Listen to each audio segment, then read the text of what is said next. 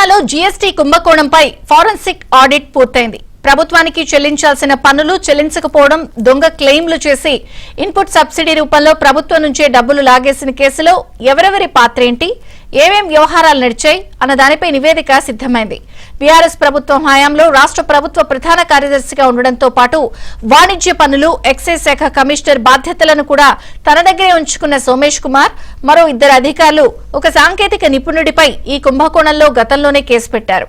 ఈ నలుగురు కలిసి అప్పట్లో స్పెషల్ ఇనిషియేటివ్స్ పేరుతో ఒక వాట్సాప్ గ్రూప్ ఏర్పాటు చేసుకున్నారు. ఆ గ్రూప్ లో అప్పటి వాణిజ్య పన్నుల శాఖ అదనపు commissioner Kashi Visweswararao, deputy commissioner Sivaram Prasad, IIT Hyderabad assistant professor Sobhan Babu ఉన్నారు.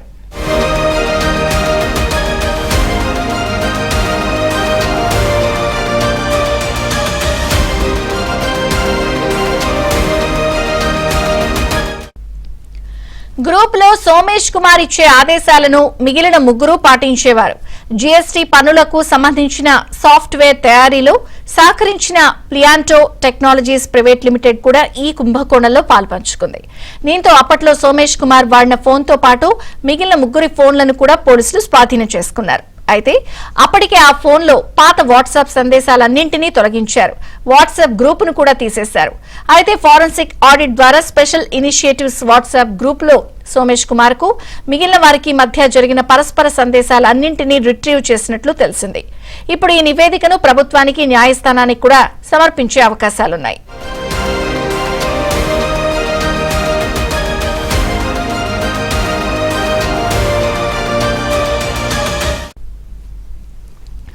జీఎస్టీ కుంభకోణంలో సుమారు 1100 కోట్ల రూపాయల అక్రమాలు జరిగాయని నిర్ధారణకు వచ్చినట్లు తెలిసింది. 3000 కోట్ల రూపాయల మేర పన్నుల ఎగవేతకు సంబంధించిన వివిధ సంస్థలకు నోటీసులిచ్చి విచారించగా చివరకు ఈ మేరకు తేలినట్లు సమాచారం. ఈ విషయంపై తదుపరి చర్యలు తీసుకునేందుకు ఈ ఫోరెన్సిక్ ఆడిట్ నివేదికలో వెలుగు చూసిన సందేశాలు బలంగా ఉపకరిస్తాయని ప్రభుత్వం భావిస్తోంది.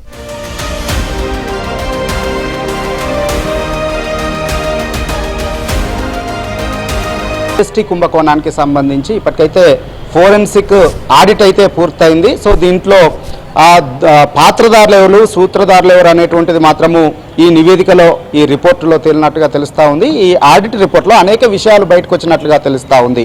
ఇందులో పెద్ద ఎత్తున కుంభకోణం జరిగింది. దాదాపుగా 1100 కోట్ల రూపాయల కుంభకోణం జరిగినట్లుగా ఈ ఆడిట్ నివేదికలో బయటపడ్డట్లుగా తెలుస్తూ ఉంది. దీనికి అప్పట్లో సిఎస్గా పనిచేసినటువంటి సోమేష్ కుమారు, అదేవిధంగా అప్పుడు వాణిజ్య పన్నుల శాఖలో అదనపు కమిషనరు, డిప్యూటీ కమిషనర్గా పనిచేసినటువంటి వ్యక్తులు, అప్పుడు సాఫ్ట్వేర్ సహకారాన్ని అందించినటువంటి సంస్థకు సంబంధించినటువంటి వారు, అదేవిధంగా హైదరాబాద్ ఐఐటికి సంబంధించినటువంటి ఒక అసిస్టెంట్ ప్రొఫెసరు, వీళ్ళంతా కలిసి కొంతమందికి ఆయాచిత లబ్ధిని చేకూర్చారు.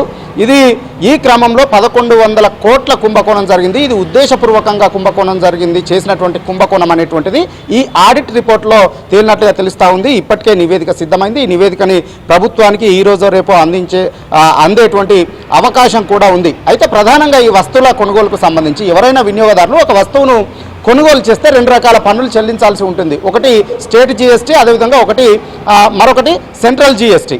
ఒక వస్తువు తయారీ అయినప్పటి నుంచి తయారీకి సంబంధించినటువంటి ముడి సరుకులు కొనుగోలు కావచ్చు, అదేవిధంగా ఉత్పత్తికి సంబంధించినటువంటి ఇతర వస్తువుల కొనుగోలు, అదేవిధంగా తయారైన తర్వాత ఆ వస్తువుకు అమ్మేటప్పుడు జీఎస్టీని వేస్తారు. సో ఇందులో 2 రకాల జీఎస్టీలు, ఒకటి సెంట్రల్ జీఎస్టీ, ఒకటి స్టేట్ జీఎస్టీ. అయితే ఈ జీఎస్టీలో అదనంగా చెల్లించినటువంటి జీఎస్టీని ఇన్పుట్ క్రెడిట్ రూపంలో మళ్ళీ జీఎస్టీ కౌన్సిల్ ద్వారా తిరిగి పొందేటువంటి అవకాశం ఉంటుంది. సో ఇక్కడనే ఒక పెద్ద గోల్మాల్కు తెరలేపారు ఆనాటి ప్రభుత్వంలో. అప్పుడున్నటువంటి సిఎస్ సోమేష్ కుమార్ నేతృత్వంలో ఆయన సహాయ సహకారాలతో అనేటువంటిది ఈ ఆడిట్లో బయటపడ్డట్లుగా మనకు అందుతున్నటువంటి సమాచారం. అసలు కంపెనీలే లేకుండా, వస్తువులే తయారు చేయకుండా, అసలు ముడిసరుకే కొనుగోలు చేయకుండా ఇన్వాయిస్లు, దొంగ ఇన్వాయిస్లను తయారు చేసి ముడి సరుకులు కొనుగోలు చేసినట్లు, దానికి జీఎస్టీని చెల్లించినట్లు, ఆ వస్తువులు అమ్మినట్లు, దానికి జీఎస్టీ చెల్లించినట్లు దొంగ ఇన్వాయిస్లు అన్నీ కూడా తయారు చేసి దానికి ఇన్పుట్ ట్యాక్స్ క్లెయిమ్ చేసుకున్నట్లుగా ఈ నివేదికలో బయటపడింది. గత ప్రభుత్వ హయాంలో సిఎస్గా పనిచేసినటువంటి సోమేష్ కుమార్ అప్పట్లో వాణిజ్య పన్నుల శాఖను కూడా తన వద్ద ఉంచుకున్నారు. సో ఆ సందర్భంగా ఆయన కొందరికి ప్రత్యేకమైనటువంటి లబ్ధి చేకూర్చడం కోసం స్పెషల్ ఇనిషియేటివ్ పేరిట ఒక వాట్సాప్ గ్రూప్ను క్రియేట్ చేసి అందులో ఈ డిప్యూటీ కమిషనరు, అదేవిధంగా అడిషనల్ కమిషనరు, ఈ అసిస్టెంట్ ప్రొఫెసర్ను మెంబర్లుగా పెట్టి ఎవరికైతే మేలు చేయాలనుకుంటున్నారో, జీఎస్టీ పన్నుల క్రెడిట్ ఇన్పుట్ క్రెడిట్ లబ్ధి చేయాలనుకుంటున్నారో వారికి మేలు చేయడం కోసము ఈ గ్రూప్ను క్రియేట్ చేసి అప్పుడున్నటువంటి సోమేష్ కుమార్ వారికి ఆదేశాలు జారీ చేసినట్లుగా గ్రహించినట్లుగా ఒక ప్రాథమిక అంచనాకైతే ఈ ఇందులో ఆడిట్లో వచ్చినట్లుగా తెలుస్తూ ఉంది. సో మొత్తంగా ఒక వస్తువు తయారు చేయకుండానే, అసలు కొనుగోలు చేయకుండానే, ముడిసరుకు కొనుగోలు చేయకుండానే ఈ విధంగా దొంగ ఇన్వాయిస్లు తయారు చేసి సెంట్రల్ జీఎస్టీ కౌన్సిల్ నుంచి డబ్బుల్ని రాబట్టుకున్నారు. ఈ విధంగా దాదాపుగా 1100 కోట్ల కుంభకోణం జరిగింది అనేటువంటిది మొత్తంగా ఒక నిర్ధారణకు వచ్చారు. సో దీంట్లో ఈ 4 వ్యక్తుల సహాయ సహకారాలు వాస్తవానికి ఇది కొనుగోలు చేశారా లేదా, ఈ పన్నులు చెల్లించారా లేదా, జీఎస్టీ చెల్లించారా లేదా అనేటువంటిది నిర్ధారించాల్సినటువంటిది సాఫ్ట్వేర్ కంపెనీ.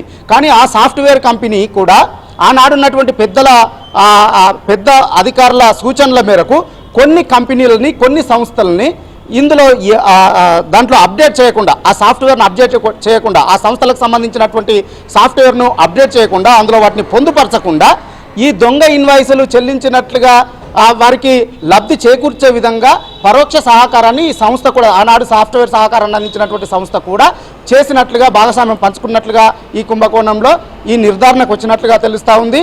సో మొత్తానికైతే ఇప్పుడు ఆడిట్ నివేదిక సిద్ధమైపోయింది. ఆ నివేదిక ప్రభుత్వానికి త్వరలోనే చేరబోతా ఉంది. ఒకటి ఈ బైకులకు సంబంధించినటువంటి దానిపైన బయటకు వచ్చినప్పుడు ప్రభుత్వము దానిపైన విచారణకు ఆదేశించినప్పుడు ఈ కుంభకోణం అంతా కూడా బయటపడింది. అదేవిధంగా సెంట్రల్ జీఎస్టీ కూడా అనుమానం వచ్చి రాష్ట్ర ప్రభుత్వానికి లేఖ రాసినప్పుడు ఎవరెవరు పన్ను ఎగవేతదారులు ఉన్నారో వారందరికీ కూడా నోటీసులు జారీ చేసి విచారణ చేసినటువంటి క్రమంలో ఇదంతా కూడా బయటకు వచ్చింది. దాదాపుగా 1100 కోట్ల కుంభకోణం జరిగినట్లుగా తేలింది. సో ఇప్పుడు నివేదిక సిద్ధమైనటువంటి నేపథ్యంలో దీనిపైన ప్రభుత్వం ఏ విధంగా ముందుకు వెళ్తుంది అనేటువంటి, ప్రభుత్వానికి ఈ నివేదిక ఇవాళ రేపో చేరబోతా ఉంది. చేరిన తర్వాత ప్రభుత్వం ఫర్దర్గా దీనిపైన ముందుకు వెళ్ళేటువంటి అవకాశం ఉంది. దీనిపైన చర్యలకు ఉపక్రమించేటువంటి అవకాశం అయితే ఉందని చెప్పొచ్చు. విజయచంద్రిక. Thank you Narasimharao.